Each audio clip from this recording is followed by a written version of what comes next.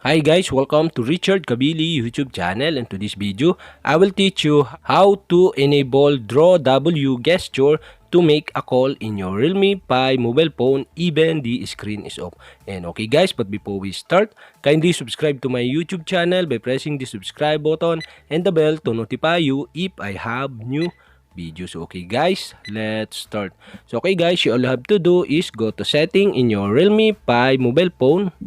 And okay guys, sir, and settings, okay, scroll down and find the convenient tools. Okay, click this. And okay guys, sir, and convenient tools, okay, you can see the gestures in motion. Okay, you'll have to do is click this. And okay guys, sir, in gesture in motion, okay, you can see on the top the screen of gestures. Okay, you'll have to do is go to screen of gestures, and okay, you can see the screen of gesture switch button. And okay, you'll have to do is switch on the switch button. And okay guys, you can see below the add gestures. Okay, you'll have to do is click this.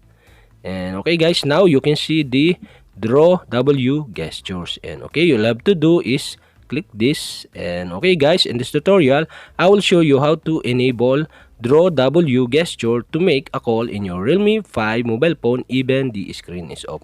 And okay guys, you'll have to do is click call. And okay guys, now you can select the contact you want to call if the draw W gesture is enabled. And okay guys, I select one of my contact. And okay guys, automatically save on draw W gestures. And okay guys, we have successfully enabled the draw W gesture to make a call in your Realme 5 mobile phone even the screen is off. And okay guys, now we can try it. Okay, I turn off the screen of my Realme 5 mobile phone, and okay guys, now I draw W on screen.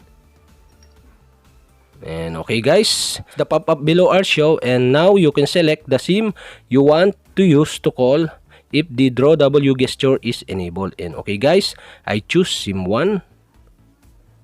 And okay guys, we have successfully enabled the draw W gesture to make a call in your Realme 5 mobile phone even the screen is off. And okay guys, that's it. And if you have a question, kindly comment below, and don't forget to hit the subscribe button and the bell to notify you if I have new videos. Okay guys, thank you for watching.